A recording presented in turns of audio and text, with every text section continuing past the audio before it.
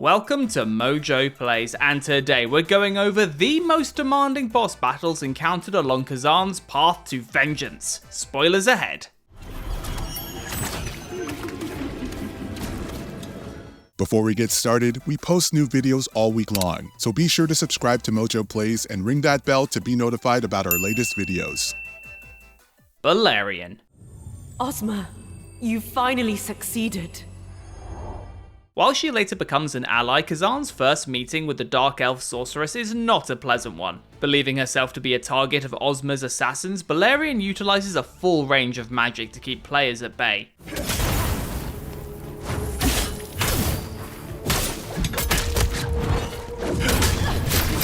These aren't just elemental explosions either. She'll summon spirits of all kinds to do the dirty work for her. While her weaker guard makes it easier to pile on the damage quicker, it counts for nothing when you have to keep avoiding an entire gauntlet of exploding skulls and one seriously pissed off Reaper.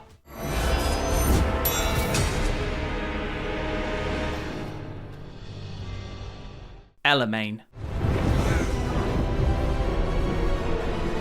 A potential love interest and stalwart warrior, Elamane unfortunately becomes one of the first victims of Chaos's corruption, turning her blade on us in a battle to the death that will flatten those who aren't prepared. Aside from using her shield to defend, counter and ricochet, what makes Elamane truly deadly is how every strike causes electrocution build-up. Combined with how flashy and fast her sword swings are, even if you've grown adept at parrying, she'll swiftly crumble your defenses. You hate to see it, but cutting her down was the only mercy afforded to us, assuming you have the skill to.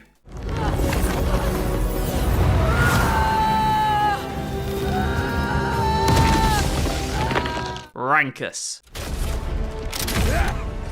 Not for long!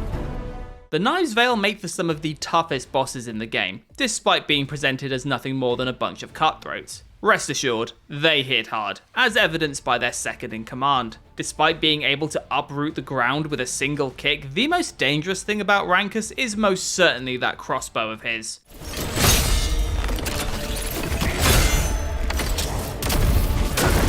A volley of arrows is one thing, but when he starts unleashing a whole ass flamethrower, that's when the tide of battle shifts, becoming less about trying to skewer him and more about desperately trying not to get barbecued.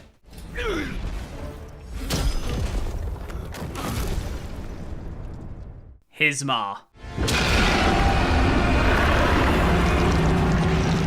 The Berserk dragon was long built up as a world-ending threat. A beast that could only be bested by the likes of Khazan's strength and Ozma's magic. Well, now he's back, and he's one of the tankiest bosses in all of Soulslikes. Its massive size means there's no shortage of places to strike, and parrying its claw attacks alleviates the threat of being instantly one-shot.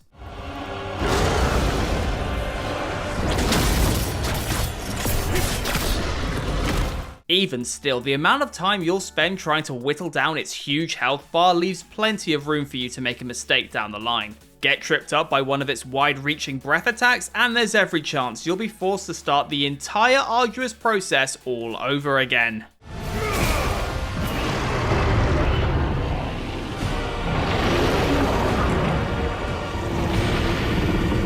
Reese.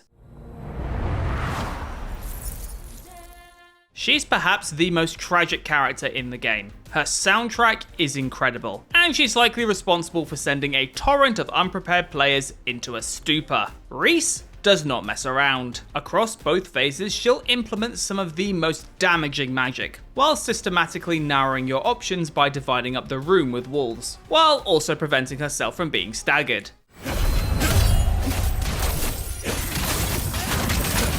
And that's all before she grows wings, grabs a scythe, and starts coming at you with the combos. Reese's fate is horrific and heartbreaking, but she nonetheless put us through our paces.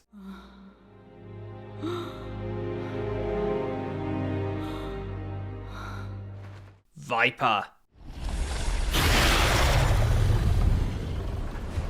The scaly difficulty spike of your nightmares, Viper is arguably the true first challenge of Khazan. You may have slightly struggled with the Blade Phantom or the Overgrown Yeti, but this Dragon King's penchant for punishment easily exceeds every other starter boss.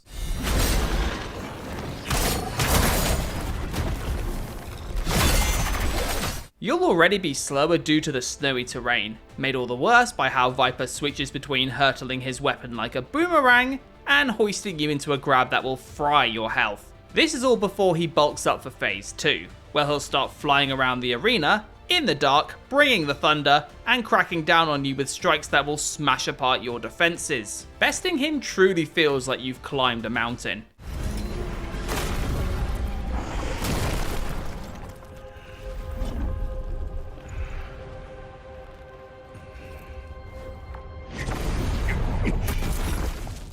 Maluca.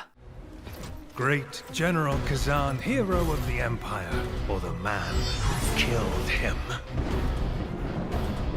The leader of the Knives Vale, we expected Maluca to be all kinds of rough. Wielding 2 great swords, he's a sturdy bastard that can bring the pain, but for the most part, his moves are rather obvious and a tad on the sluggish side. You might even get through the battle without suffering any real damage. And that's when phase 2 comes out of nowhere, where he swaps out his dual wield for a katana and will proceed to wreck you.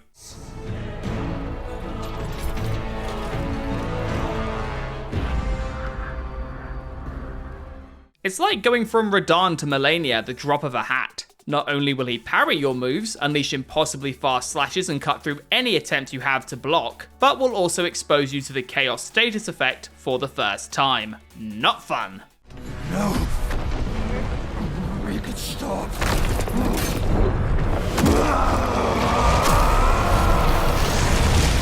Trokka. Why would he need you when he already had me?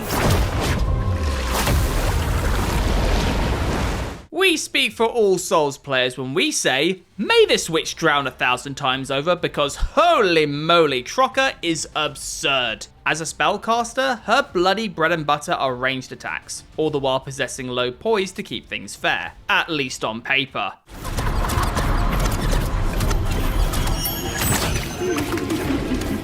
The number of nasty tricks she has under her umbrella guarantees you'll spend most of the fight fleeing for your life, as she flies out of view, bombards you with projectiles that inflict frost, summons jellyfish to impede you, coats herself in a protective shell to prevent her from being stun-locked, and she even has a grab that reduces your stamina to basically nothing. Needless to say, Ozma's one true simp became enemy number 1. Ozma, I'll wait for you. Skalpel.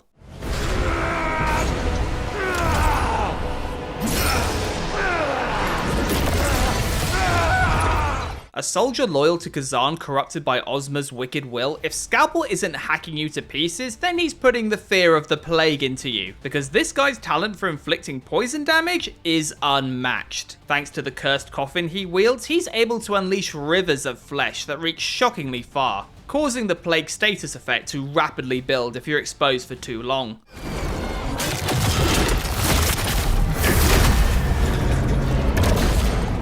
Throw in some grabs that will contaminate you instantly, as well as combos that seem to go on forever, and you have a true battle on your hands. And then the coffin brings Skalpel back from the dead and turns him into a walking contagion. Yep, he's got a phase 2. Sure, his life is slowly disintegrating by itself, but that's of little comfort when he's turning the arena into a sea of rotting flesh.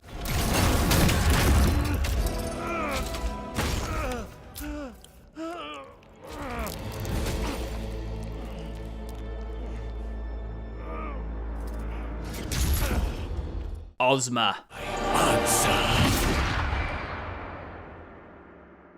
Hey, if the final boss of a Soulslike isn't making you slam your head into a wall, then it's not a good Soulslike. But even by those standards, Ozma is an absolute demon. His first phase alone has more hard-hitting attacks and debilitating movesets than a whole legion of bosses put together. Fire and frost AoEs, flying out of range, combos with skewed timings, projectiles that inflict chaos, even a few unblockables to cripple your health.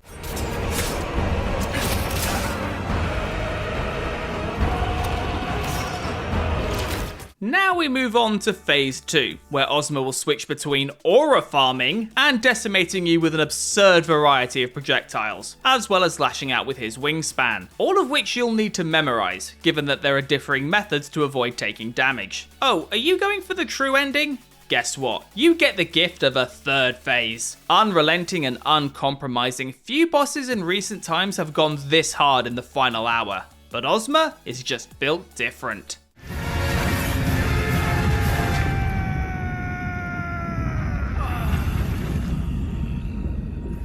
Which of these bosses made you quit Soulslikes altogether? Let us know in the comments. Be my answer.